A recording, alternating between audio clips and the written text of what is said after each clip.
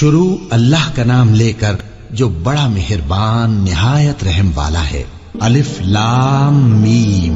اللہ جو معبود برحق ہے، اس کے سوا کوئی عبادت کے لائق نہیں، زندہ ہے، سب کو تھامنے والا۔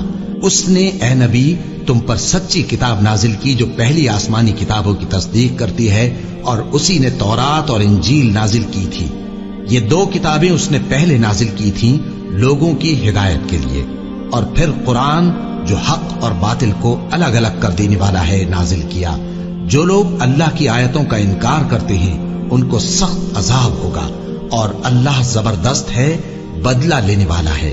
اللہ ایسا خبیر و بصیر ہے کہ کوئی چیز اس سے پوشیدہ نہیں، نہ زمین میں اور نہ آسمان میں۔ وہی تو ہے جو ماں کے پیٹ میں جیسی چاہتا ہے تمہاری صورتیں بناتا ہے، اس غالب حکمت والے کے سوا کوئی عبادت کے لائق نہیں۔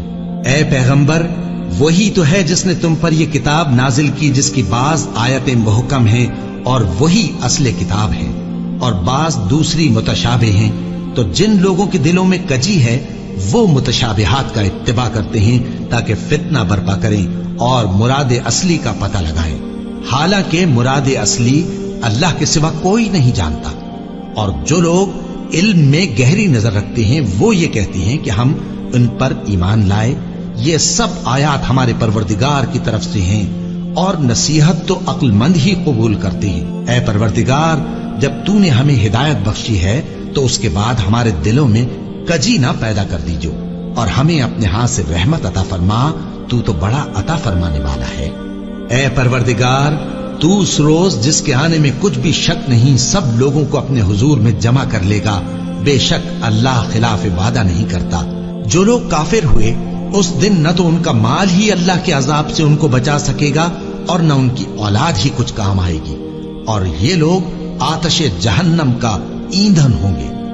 ان کا حال بھی فرعونیوں اور ان سے پہلے لوگوں کا سا ہوگا جنہوں نے ہماری آیتوں کی تکذیب کی تھی، تو اللہ نے ان کو ان کے گناہوں کے سبب عذاب میں پکڑ لیا تھا، اور اللہ سخت عذاب کرنے والا ہے۔ اے پیغمبر، کافروں سے کہہ دو کہ تم دنیا میں بھی عنقریب مغلوب ہو جاؤ گے اور آخرت میں جہنم کی طرف اکٹھا کیے جاؤ گے، اور وہ بری جگہ ہے۔ تمہارے لیے دو گروہوں میں جو جنگ بدر کے دن آپس میں بھیڑ گئے قدرت الہی کی عظیم الشان نشانی تھی۔ ایک گروہ مسلمانوں کا تھا، وہ اللہ کی راہ میں لڑ رہا تھا، اور دوسرا گروہ کافروں کا تھا، وہ ان کو اپنی آنکھوں سے اپنے سے دگنا مشاہدہ کر رہا تھا۔ اور اللہ اپنی نصرت سے جس کو چاہتا ہے مدد دیتا ہے۔ جو اہل بصارت ہیں ان کے لیے اس واقعے میں بڑی عبرت ہے۔ لوگوں کو ان کی خواہشوں کی چیزیں یعنی عورتیں اور بیٹے اور سونے اور چاندی کے بڑے بڑے ڈھیر اور نشان لگے ہوئے گھوڑے اور مویشی اور کھیتی بڑی زینت دار معلوم ہوتی ہیں، مگر یہ سب دنیا ہی کی زندگی کے سامان ہیں، اور اللہ کے پاس بہت اچھا ٹھکانہ ہے۔ اے پیغمبر، ان سے کہو کہ بھلا میں تم کو ایسی چیز بتاؤں جو ان چیزوں سے کہیں اچھی ہو؟ سنو، جو لوگ پرہیزگار ہیں ان کے لیے اللہ کے ہاں باغات بہشت ہیں جن کے نیچے نہریں بہ رہی ہیں، ان میں وہ ہمیشہ رہیں گے، اور پاکیزہ بیویاں ہیں، اور سب سے بڑھ کر اللہ کی خوشنودی۔ اور اللہ اپنے سب بندوں کو دیکھ رہا ہے جو اللہ سے التجا کرتے ہیں کہ اے پروردگار، ہم ایمان لے آئے سو ہم کو ہمارے گناہ معاف فرما اور ہم کو دوزخ کے عذاب سے محفوظ رکھ۔